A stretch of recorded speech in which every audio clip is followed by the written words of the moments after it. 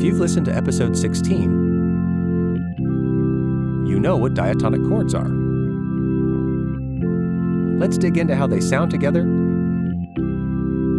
and work together. Join us on another ear training episode.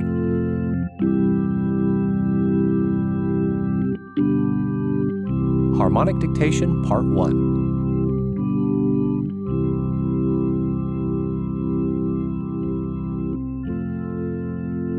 Hey, Dr. Phillips. Hey, what's going on, Jeremy? Man, I had my first harmonic dictation class today, and maybe I didn't absorb everything as much as I'd like to, and I can't ask the professor to play those examples for me twice.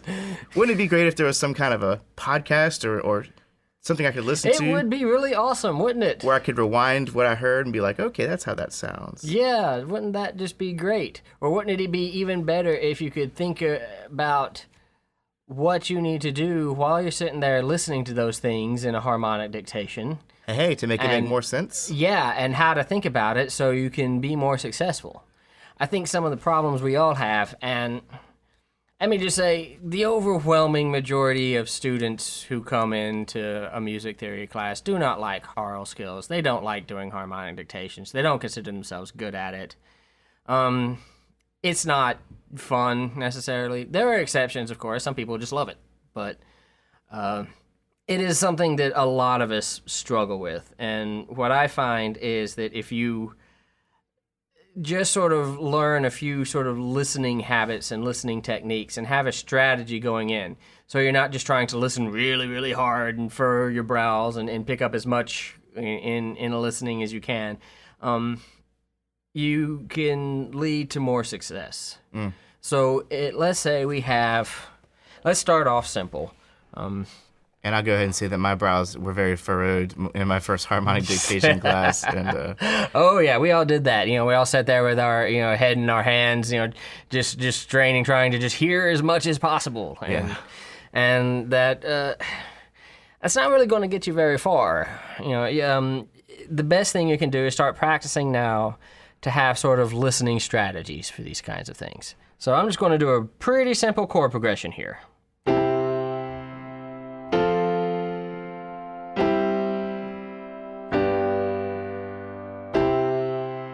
I think I've heard something like that before. Oh yeah.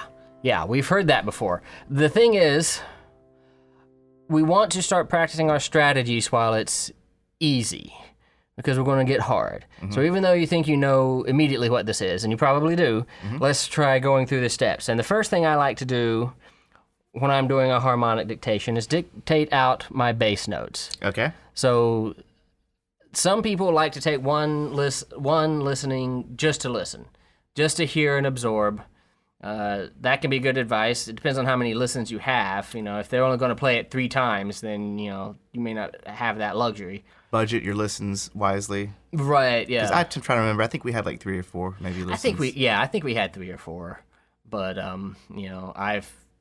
I've done as many as 6 listens to something, 6 or 7 listens. And in that case, you can, quite possibly take one to just sort of be familiar with what you're listening to. Either way, at some point, the first thing I like to do is start dictating out the bass. So I will listen for what the bass is doing. And I'm playing the same chord progression here.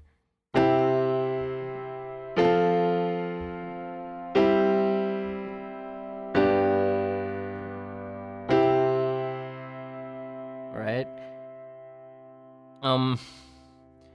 So I listen for that, and I see if I can sort of dictate that melodically, if I can sing the syllables. Can we sing these syllables? Like solfege or just... Yeah. Do, fa, sol, do. My solfege is a little bit off. It's been a while. It's okay. I understand. Or 1, 4, 5, 5. Yeah, 1. or if you want to sing numbers. Did you sing numbers? I learned all numbers. Okay, so yeah, we can also do numbers. 1, 4, 5, 5, 1. Yeah. Okay, so now that this is our first listen. Yeah, this is our first listen, and now we know what the bass is doing. In other words, C, F, G, G, C. Got it. Yeah. Pretty simple. So I've got that. Now, on the second listen, I like to listen to my highest voice, my melody voice, or my soprano voice, and try to figure out what it's doing. And this can be pretty hard sometimes, right? Because right there you think, all right, where is that highest note? Mm-hmm. So sing that arpeggio. Oh, okay.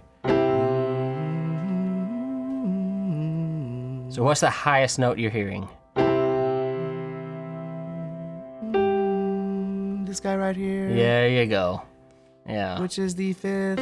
Which is the fifth, right. Yeah. So we are starting on scale degree 5. Okay. Yep. On the 1 chord. On the 1 chord.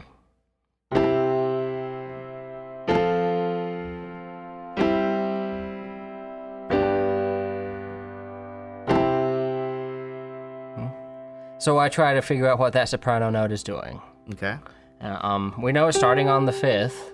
Right. That's interesting. Let me play it again.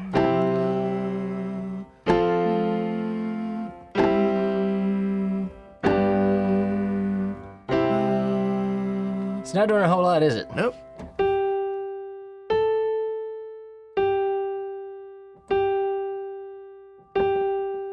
Right? Mm-hmm. Yeah.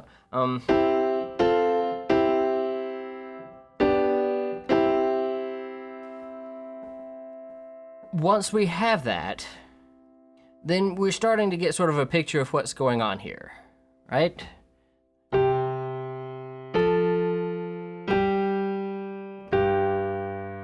Mm-hmm. Yeah. Something harmonic is coming together here. Something harmonic is coming together. Exactly. Once I have these two things on my paper, and presumably we're running out of listenings at this point. Yeah. It becomes really important to what I call engage your theory brain. Because this is the point where you've got to figure out what chords can go between those can fit into those melody and bass lines.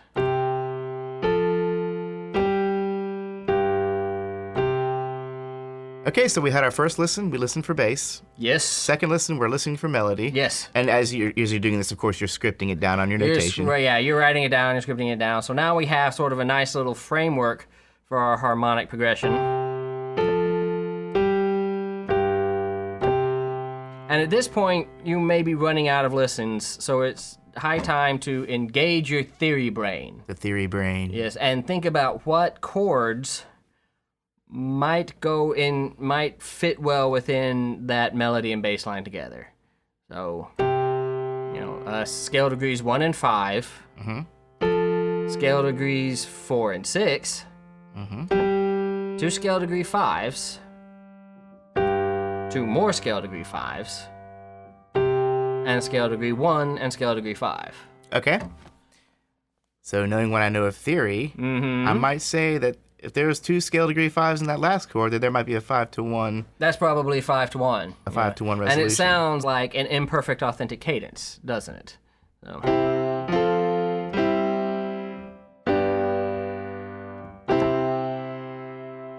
And we're probably starting off with the tonic, right? Scale degree 1 and scale degree 5. Mm-hmm. What about this in second chord? What do you think? Scale degree 4 and scale degree 6. Scale degree 4 and 6. Well, I would think it might be a 4 chord, if not a 2 chord. It could be a 4 chord or a 2 chord. Because both chords. Both of those chords both have those same. So how are we ever going to? Are we going to guess? Well, knowing what I know about theory, I might say if it sounds like a minor chord, very good, it would be a 2 chord. Mm-hmm. And if it sounds like a major chord, most likely in a major key, then that's going to be the 4 chord. Absolutely. So which one does this sound like? I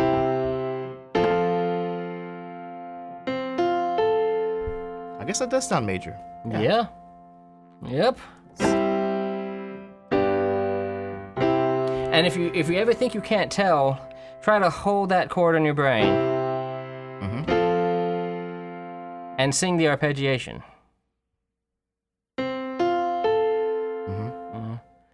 And then it will sound major to you. Okay. Some people have a real hard time hearing whether quality in the context of chords. So a good practice to get into it would be when you hear a chord, try and practice arpeggiating the Absolutely. actual notes. Anytime you hear a block chord, separate those notes and try and make a melody out of it. And these things are going through your head while you're sitting there doing a harmonic dictation. You're thinking, yeah. In your head, because you don't want to be doing that around everyone else and confusing everybody. Yeah. It's probably like a small humming little thing going on when you do that. Do you hear it? Have you ever heard that? I've heard people vaguely humming to themselves as quietly as possible, but no less humming. Try to do it in your head as much as you can. Not only because you're disturbing your other students, but also because your other students could be disturbing you. Mm-hmm. You don't want to get the chord wrong because the guy singing next to you was out of tune, right? That'll be less likely to happen if you're singing just in your head. So general rule, common courtesy. Yeah, Sing to try yourself. to sing as softly as possible. But we digress. Yeah. So, being that this is a major chord, do you think this is a 2 or a 4? Well, knowing what I know about theory, I would say immediately it's a 4. Yeah. Yeah. So we've got 1, 4, and then what do you think this is? Well, if I'm listening to the bass, I'm hearing that 4 note go up 1. Yes, 5. indeed, to 5.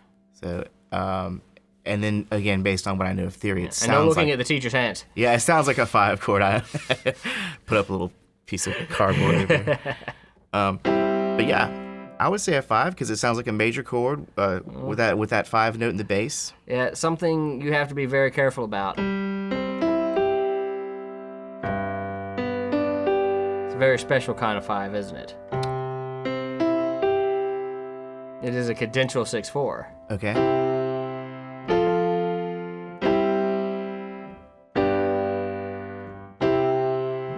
And that's a sound you're just sort of going to have to get used to. Anytime you see 2 5s together like that in the bass, ask yourself if you didn't hear a cadential 6/4. If in some voice you didn't hear, do ti do or 1 7 1. Okay. Let's hear that one more time.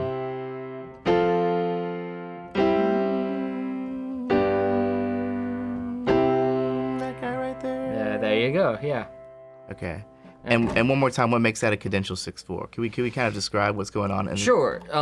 So this is a cadential 6/4 because it is figured bass wise a 1/6/4, a 1 chord with the 5th in the bass.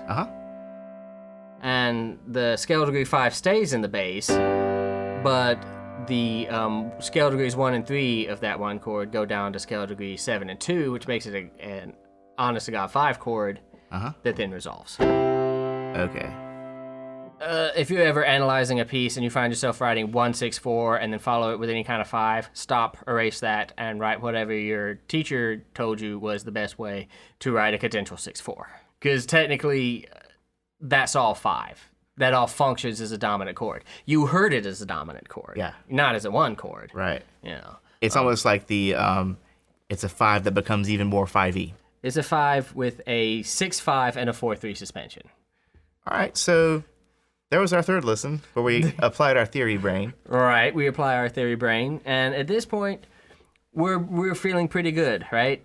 1 4 1/6/4 to 5, our cadential 6/4, and then back to 1. So we can now label this. Now all we have to do is fill in the inner voices. And again, if we engage our theory brain, this isn't super hard. We've already sort of been listening for the tenor going, doing its thing.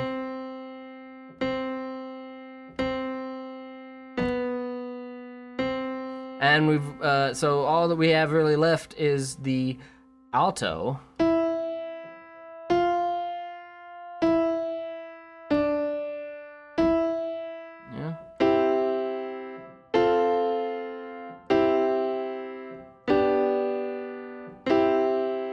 And for the sake of proper voice leadings, there's probably not going to be a lot of huge jumps within these middle voices. Not really. Yeah. So at this point, you can almost write in a decent harmonization that avoids parallel fifths and things and almost get it right, especially in a simple chord progression like this. I always think that, if your tonic chord started on scale degree 5, then, the right hand is probably playing a root position, tonic chord. If I had started on the tonic, then we're probably in the first inversion. Yeah, and we can.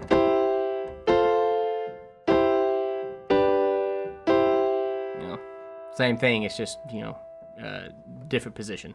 Okay. But if you can almost guarantee to be started that way if you're doing it in keyboard style. At this point, hopefully you are getting a real sense of what's going on.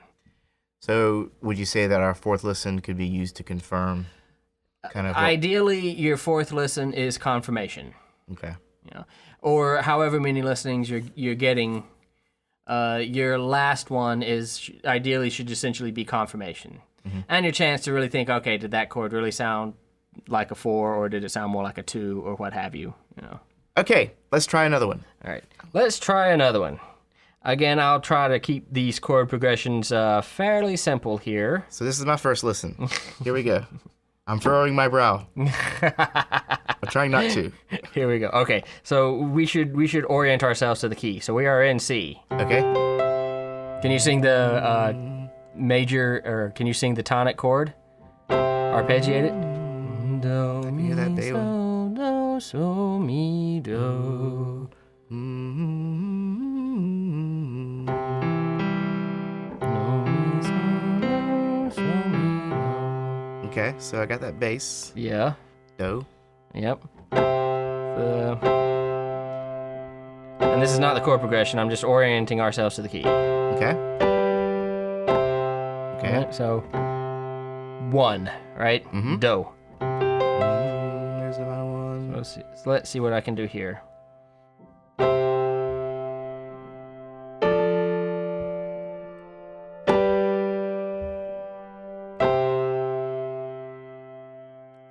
Okay.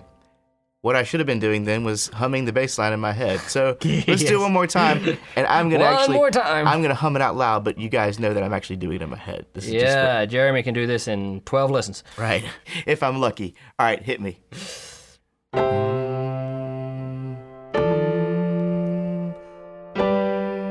it 5? 1. Okay, sounds like the bass did a 1 4 5 1. I believe you're right. Okay. So there's our first listen, and we have the bass line. Second listen, hit me.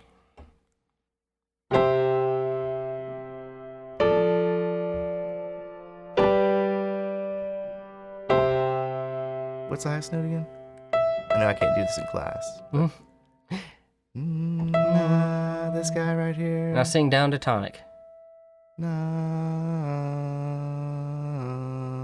So what note did you start on? Third. That was the third. Works, huh? It does. It's amazing, isn't it? Hit me. Let me do that one more time. 3, 2, 2, 3. Pretty simple, right? Uh-huh. So now we have our little framework, right?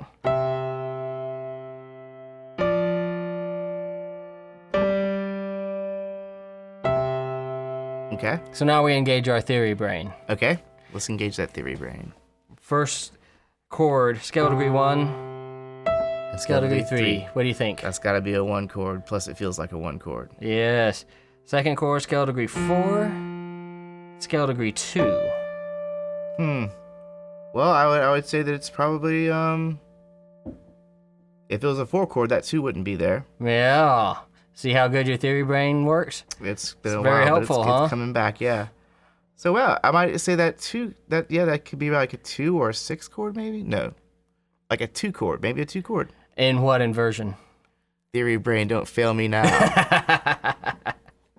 You've got scale degree 4 in the bass and scale degree 2 in the melody. What are the chord tones in a 4 chord? Well, that would be a 4, a 6, and a 1. So that chord has the 2 that you're talking about, whereas the 4 chord doesn't. Right. A 6 chord would be a 6, a 1, and a 3, so that wouldn't have the 4. So it looks like we're sort of centering on a 2 chord here, right? It's feeling kind of 2-ish. In what inversion?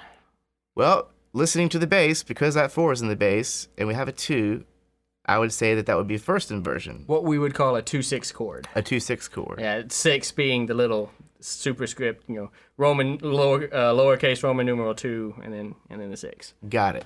Yeah. Okay. Yeah. And what about that last chord based on our framework? We have scale degree 5 and scale degree 2. Okay.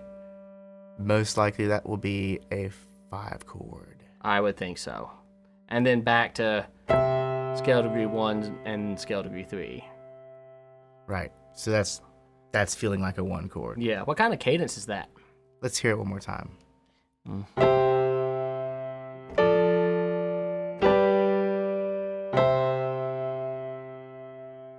Imperfect authentic. Very good. Thank you. Thank you. I have to keep you on your toes, I know. You start doing too good, and I have to start making it harder. Yeah, well, I guess that's part of the process. Indeed. So, all right. So now we're doing pretty good, huh? It's feeling better. All we have to do now is fill in the inner voices, and honestly, that's not going to be hard. If you're thinking, if we started on scale degree 3 in the melody, and if your professor is playing in keyboard style, then that means you're going to have a second inversion chord in the right hand. So this becomes really just a matter of filling in what you heard. A couple of tricky things, though. Notice, that this is only 3 notes. So it sounds a little thinner. And it's because, theory-wise, this C and E, scale degree 1 and 3, move down to this unison on 2, right? Okay. So be careful for little things like that. Okay.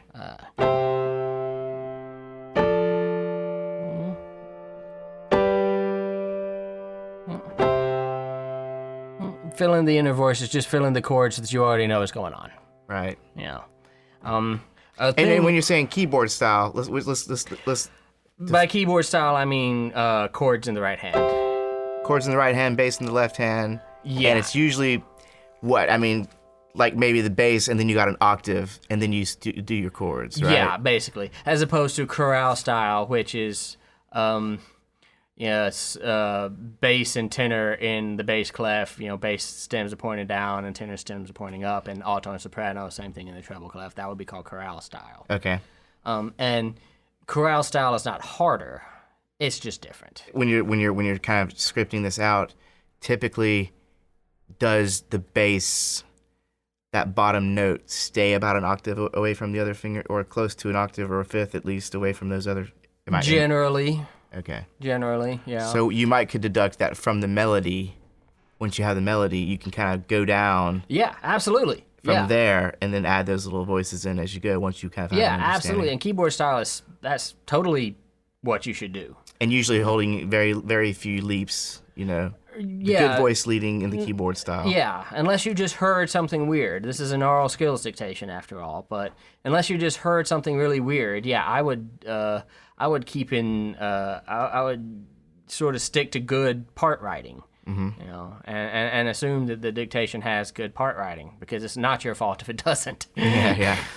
Right? Your professor could have showed a little more mercy. Yeah. Had that been the case. Or a little more professionalism. Yeah, frankly. even better yet. So a little thing about that 2 chord in the example we did here, we had that 2 chord in the melody, and so it was really easy to know that was a 2/6 chord and not a 4 chord, because that 2 is right there. Okay. There are other times when it won't quite be that easy. For example.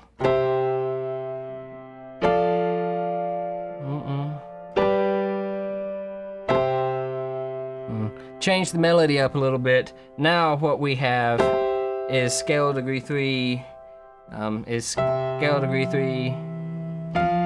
going up to scale degree 4. So we have scale degree 4 and scale degree 4. This could be a 2 chord or a 4 chord. Right. So how do you know the difference? I guess you listen to where the notes came from and where they're going, maybe? Yes, you can do that. A lot of people have trouble listening for quality in context like that. Yeah. So if you're good at it, you can listen for the chord quality.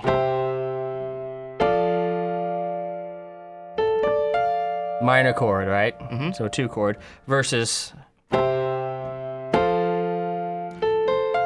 Okay, yeah. Major quality. But like I said, a lot of people can't do that. So sometimes it's easier to sort of think about how rich the sound is, which is the method I prefer. To me, 4 chords can sound a little bland. Mm-hmm.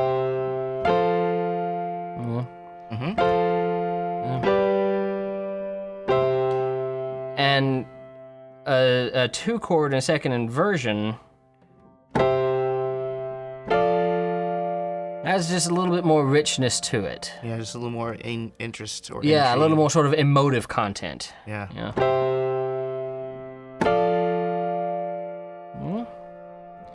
So, when you're engaging your theory brain, don't unengage your listening brain. Listen for emotive content like that. Listen for how dissonant they sound. 2/6 is just a little bit more dissonant. It has just a little bit more richness and a little bit more emotive content. Same thing for a 5 versus a 5/7 chord. A 5/7 chord has just a little bit extra. If I was to do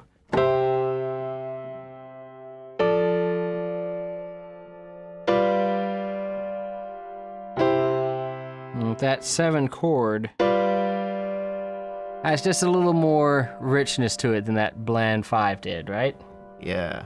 Or almost like an even more of a tendency. I always felt like the 5/7 chord has even more of a place it wants to go than the 5 chord. It totally does. The resolution's even more resolving. Totally does. Has an even stronger pull. Yeah, stronger pull. That's what I was looking for. Mm-hmm.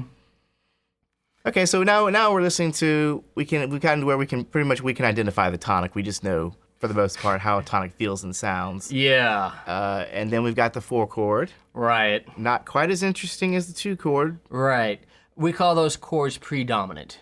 Predominant because they come typically before the 5. Yeah, and think of it as pulling towards the 5. Okay. 2/6, 4, and lots of others are going to be chords that want to pull you towards that dominant chord, which in turn wants to pull towards the tonic. Mm-hmm. And this is how harmonic motion works: pulling, pulling, pulling until you find a place where you're at rest. Okay. So we have the 2 chord and the 4 chord, which are predominant chords. Right. Options for our predominant position, the chords right before the 5. And then we have the dominant chord, the 5 chord, and the 5/7 chord, which is going to want to go back. Both of which are going to want to go back to 1. Right. Unless there's a deceptive cadence thrown in there, and then you're just all screwed. But those things are obvious. I don't think people have real problems with those. No, I never really did, but we'll see what you guys think this next podcast coming up. Indeed. Because we'll be talking about that 6. And practice. It's really just repetitive, almost brainless, constantly. Get your examples, sit in front of a keyboard, work them out yourselves. Absolutely. Typically, by the time you've played something, you kind of get an idea of how to hear it out in your head. Yeah. It seems like.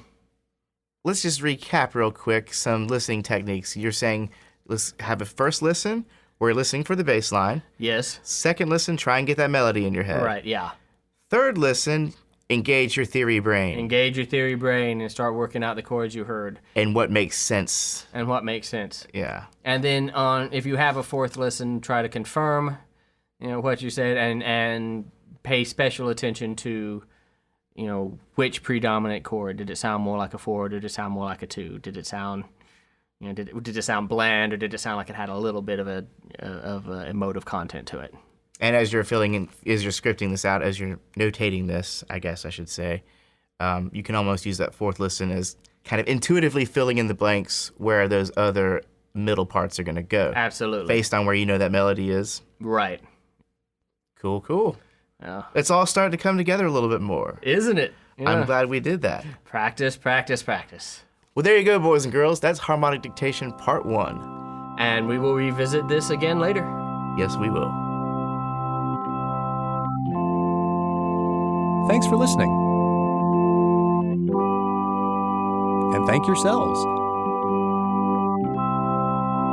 Your ears just got sharper. Feel free to rate us on iTunes and other podcast outlets. That helps other musicians find us easier.